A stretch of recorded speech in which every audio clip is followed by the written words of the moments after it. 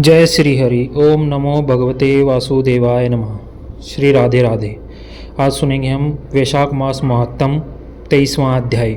श्री श्रुत देव जी बोले, अब मैं इस पाप नाशक महात्मा का वर्णन करता हूँ। माधव मास में शुक्ल पक्ष की अक्षय तृतीया के दिन जो सूर्योदय में प्रातःकाल स्नान करते हैं वे संपूर्ण पापों से छुटकर विष्णु लोक को जाते हैं। जो देवता पितरेश्वर और ऋषियों के निमित्त तर्पण करे उसने संपूर्ण वेदादि शास्त्र पढ़ लिए, सब यज्ञ कर लिए, 100 श्राद्ध कर लिए। जो मधुसूदन भगवान का पूजन कर अक्षय तृतीया के दिन कथा सुनते हुए मुक्ति पाते हैं। जो मधुसूदन भगवान की प्रसन्नता के लिए दान करते हुए मधुसूदन भगवान की आज्ञा से अक्षय फल देने वाले होते हैं। यह तिथि देवता ऋषि पितरेश्वरों की है। इसमें सनातन धर्म करने पर देवता पितेश्वर और ऋषियों की तृप्ति होती है।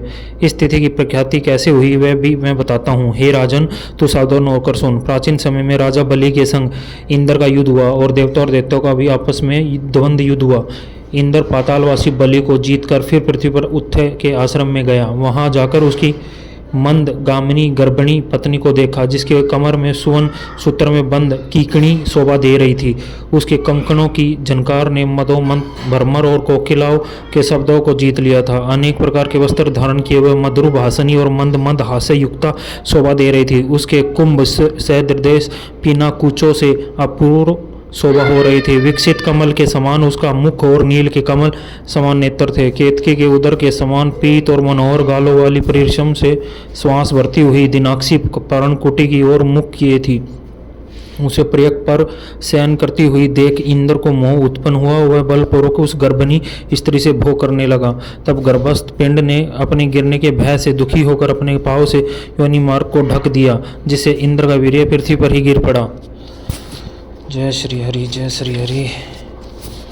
तब गर्भस्थ शिशु पर इंद्र को महाक्रोध हुआ और रोष के मारे तांबे जैसे लाल नेत्र करके शाप दिया कि हे बुद्धे, तूने पाव से योनि द्वार को रोका है, इससे तू जन्मांध हो।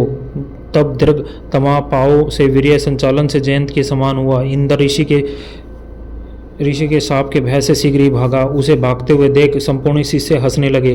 तब वह लज्जा के मारे पहाड़ की कंदरा में जा घुसा और वहां बैठकर उग्र तप करने लगा। जब इंद्र लज्जा के मारे कंदरा में जा घुसा तो राजा बलि और उसके साथी दैत्यगण गुप्त दूतों द्वारा भेद लेकर देवता पर आक्रमण करके अमरावती पूरी दिक पालों की विभूति और संभ्रांति और तथा स्वामी रहित देवताओं के राज्य का बलपूर्वक भोग करने लगे। तो अग्नि आदि सब देवता अपने रक्षक को ना देख बृहस्पति के पास जा इंद्र का वृत्तांत पूछने लगे कि हमारा स्वामी कहाँ है।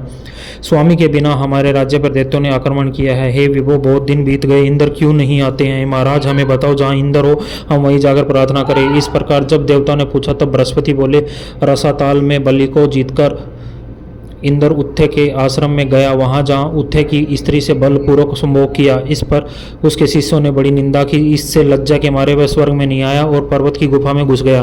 वहीं पर सची सहित निवास करता है और अपने किए हुए कर्म पर चिंता कर रहा है। बृहस्पति के ऐसे वाक्यों को सुनकर अग्नि आदि सब देवता इंद्र को ढूंढने और प्रार्थना करने के लिए मेरु पर्वत की कंदरा में पहुंचे। कंदरा में बैठे हुए इंद्र को देख के उसके बल वीर्य का प्रकाश करने वाले लोक विख्यात स्त्रोतों से उसे प्रसन्न करने लगे। हे इंद्र, हे सब देवताओं के स्वामी, तुमको सब नमस्कार। तुम्हारे बिना हमको दैत्यों ने बड़ा क्लेश किया, जिससे हम स्थान भ्रष्ट होकर दुख के मारे जगह जगह घूम रहे हैं। अतः तुम चलकर शत्रुओं का दमन करो। ऐसे स्तुति सुन इंद्र गुफा से बाहर आया और मारे नेत्र पृथ्वी की ओर कमर झुकाकर देखने लगा। दुख के मारे कंठ भर आया, जिससे मुख से कुछ भी न कह सका। यह दशा देख बृहस्पति जी बोले, हे इंद्र, तू शंका क्यों करता है?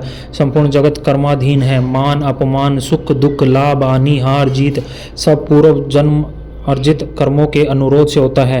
प्राणी कर्मों के अनुसार चलते हैं। देव योग से काल पाकर दुख अपने आप उपस्थित होता है। बुद्धिमान मनुष्य दुख पड़ने पर कुछ चिंता नहीं करते और सुख से प्रसन्न नहीं होते। इसलिए तुमको यह दुख प्रभात से ही मिला है। हे इंद्र, इस दुख को पाकर तुम्हें सोच करना उचित नहीं। गुरु की बात सुनकर इंद्र ने कहा, हे मानंद, पर स्त्री गमन के दोष से मेरा बल, वीर्य, यश, मंत्र शक्ति, शास्त्र शक्ति, विद्या शक्ति सब नष्ट हो गई है। इन सब को खोकर मैं यहाँ गुप्त निवास कर रहा हूँ। इंद्र की यह बात सुन बृहस्पति सहित सब आपस में उसको फिर बल देने का विचार करने लगे। तब बृहस्पति जी कहने लगे कि मधुसूदन भगवान के प्रिय वैशाख मास में सभी तिथियां बड़ी पुण्य रूप हैं। इसमें शुक्ल पक्ष की तृतीया अक्षय तृतीया है। जो इस तिथि में श्रद्धापूर्वक स्नान दान आदि करता है, निसंदेह उसके शस्त्रों पाप नष्ट हो जाते हैं, बल वीर्य और ऐश्वर्य अत्यंत बढ़ते हैं। अतः अक्षय तृतीया के दिन बलि के बैरी इंद्र द्वारा स्नान दान आदि धर्म करने चाहिए, जिससे उसका हित साधन हो, जिसके प्रताप से इंद्र में विद्या और मंत्र शास्त्र में पूर्वत शक्ति हो जाएगी, बल वीर्य और यश भी पूर्वत बढ़ जाएगा। सम देवताओं समेत बृहस्पति ने ऐसा विचार कर इंद्र से वैशाख के धर्म कराए। अक्षय तृतीया के दिन भुक्ति और मुक्ति देने वाले धर्मों से पूर्वत बल और वीर्य आदि बढ़ गए तथा पर स्त्री गमन का दोष भी तत्काल नष्ट हो गया। इस कर्म से इंद्र अपने पाप कर्मों से इस प्रकार छूट गया जैसे चंद्रमा राहु से छूटता है, और वह देवताओं के मध्य पूर्वत शोभा को प्राप्त हुआ। इंद्र ने देवताओं को संग ले असुरों को जीत अक्षय तृतीया के माध्यम से सभी वैभवों से मुक्त हो अमरावती पुरी में प्रवेश किया। आगे शंख तुरैयादि बजने लगे। फिर इंद्र की आज्ञा से सब देवता अपने अपने घर गए और पूर्वत यज्ञ आदि में अपना अपना भाग लेने लगे। पितरेश्वर पूर्वत पिंड भाग प्राप्त करने लगे। राक्षसों को हार जानने पर मुनि स्वाध्याय में तुष्ट हुए। सब तभी से संसार में अक्षय तृतीया प्रख्यात है। यह देवता ऋषि पितृगण सबको संतोष देने वाली है, अतः यह सब कर्मों को काटने वाली सबसे पुण्य आत्मा है। यह अक्षय तृतीया मनुष्यों की भक्ति और मुक्ति देने वाली है। यहाँ पर हमारा 23वां अध्याय संपन्न होता है। ओम नमो भगवते वासुदेवाय नमः। जय श्री हरि, जय श्री हरि। आज फिर मैं यही कहूँगा कि अपने प्यार की रक्षा करो, गाली गलौज भी करो, लेकिन प्यार बढ़ता ही है लड़ाई से। अपने प्रेम की रक्षा करो, एक दूसरे से प्रेम करो, सब कुछ ठीक होगा। समय के साथ बहुत मुश्किलें आती हैं, प्रेम करने वालों के बीच में सब ठीक होगा। जय श्री हरि, जय श्री हरि। जिससे मैंने ये सब कुछ सीखा है उसी को आज मेरे को ये बताना पड़ रहा है। जय श्री हरि, जय श्री हरि।